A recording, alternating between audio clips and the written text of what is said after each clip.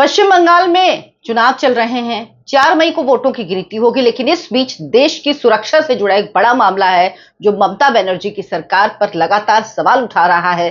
Court सवाल कर रहा है, लेकिन ममता बनर्जी की सरकार है कि सुनने को राजी नहीं। देश की सीमा पर बाड़ लगाने के लिए जमीन तैयार है, पैसा भी दिया जा चुका है, यानी जमीन एक्वायर हो चुकी, पैसा दिया जा चुका है, लेकिन अभी तक बीएसएफ को जमीन नहीं दी गई है।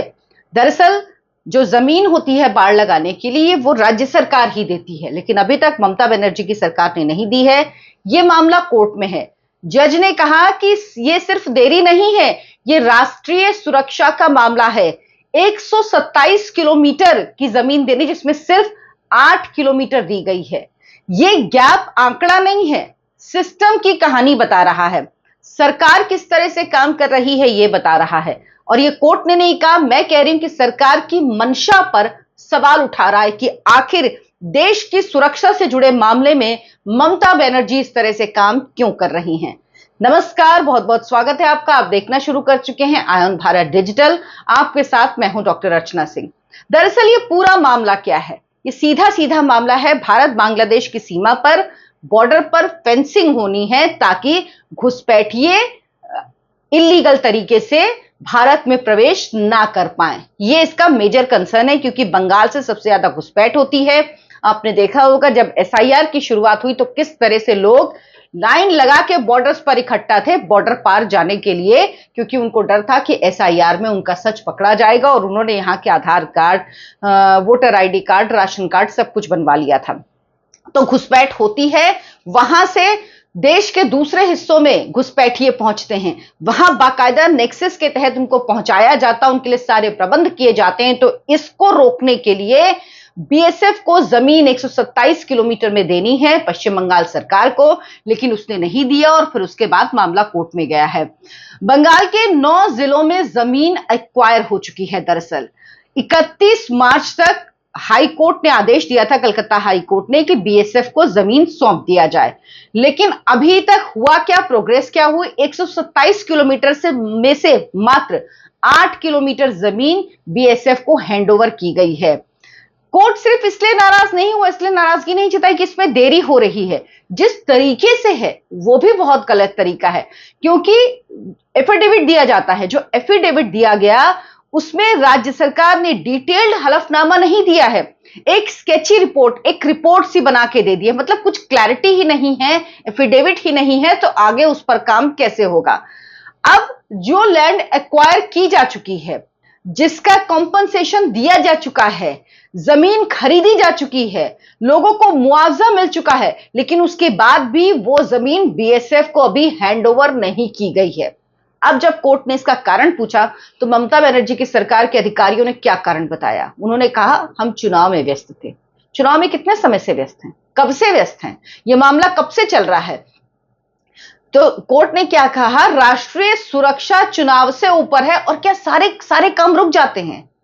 अब आप सोचिए, जब देश में कोई काम होता है, कोई एक चीज, तो सारे काम साथ साथ होते हैं ना। बहाना, सिर्फ बहाना। अगर देश की सुरक्षा का मामला है तो आप तो सबसे पहले वो चीज करेंगे। घुसपैठियों को दरअसल ममता सरकार रोकना ही नहीं चाहती, क्योंकि वो उनका वोट बैंक है।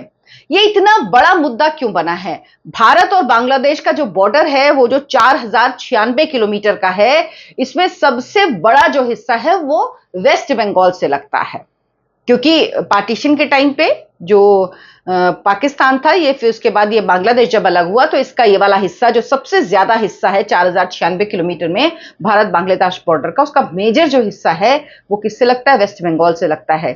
ये कोई छोटा हिस्सा नहीं, बहुत सेंसिटिव स्ट्रेच है। यहां पर फेंसिंग बहुत जरूरी है, क्योंकि यहां से ही सबसे ज्यादा, जैसे मैंने आपको बताया, इलीगल इन्फिल्ट्रेशन होता है। सबसे ज्यादा घुसपैठ, जो अवैध घुसपैठिए हैं, वो यहां से आते हैं। यहां से सबसे ज्यादा जानवरों की स्मगलिंग होती है, जानवर उस पार पहुंचाए जाते हैं। ये बेधड़क होता है वहां पे। और वहां पर तो बंगाल में तो मैंने 2021 के चुनाव में 4 महीने रही हूं, मैंने बॉर्डर एरियाज में देखा है किस तरह से वहां पर ये जो कैटल स्मगलिंग है वो होती है, खुलेआम होती है। ड्रग्स आते हैं, फेक करेंसी का काम होता है, क्रॉस बॉर्डर जो नेटवर्क है वो इतना सॉलिड, इनफैक्ट एक घर था वहां पे, उस वक्त याद है मुझे, बॉर्डर पे उसने एक सुरंग बनाई हुई थी बॉर्डर पार तक, तो वहां से पूरा धंधा चलता था। और वो पोल किस तरह से खुली, शायद किसी का एक मर्डर हो गया, कुछ हो गया, तो उस चक्कर में उस घर पे जब रेड पड़ी तो देखा कि वो तो बनी हुई है, सुरंग बनी हुई है, उसने अपने घर के अंदर से बनाई हुई है बॉर्डर पार तक। तो इस तरह से ये अनफेंस्ड ओपन कॉरिडोर है, जो कि बहुत बड़ी चिंता की बात है।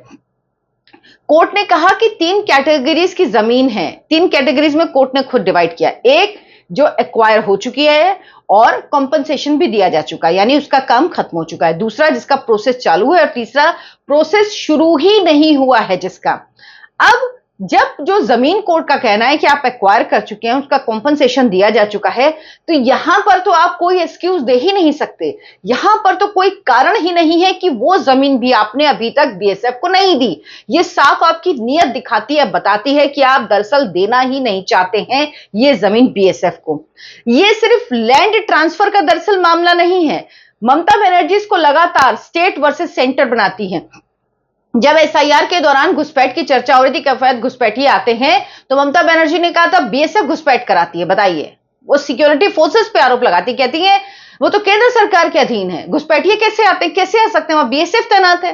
तो इसका मतलब केंद्र सरकार बीएसएफ के थ्रू घुसपैठिए बुलवाती है, अवैध घुसपैठ करवाती है।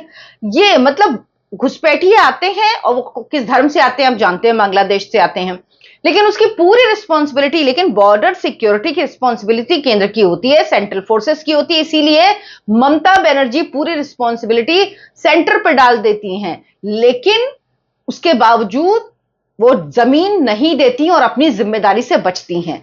लेकिन जो जमीन है ना, वो लैंड का सब्जेक्ट है।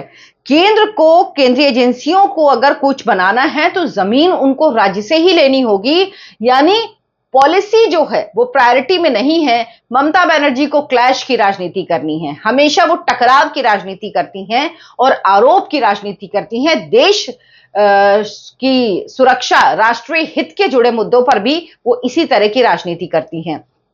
ग्राउंड रियलिटी अलग हो सकती है।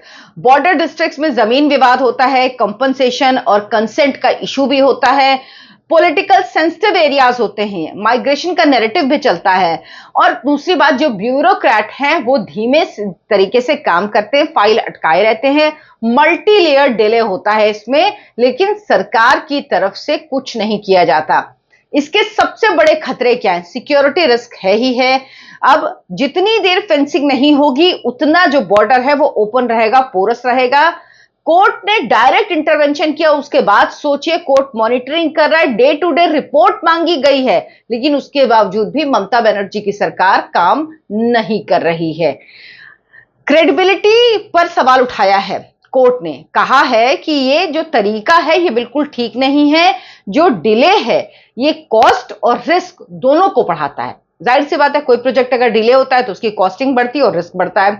प्रोजेक्ट डिले, सिक्योरिटी डिले और कॉस्ट एस्केलेशन, ये 3 चीज इसका जो है आफ्टर इफेक्ट होता है।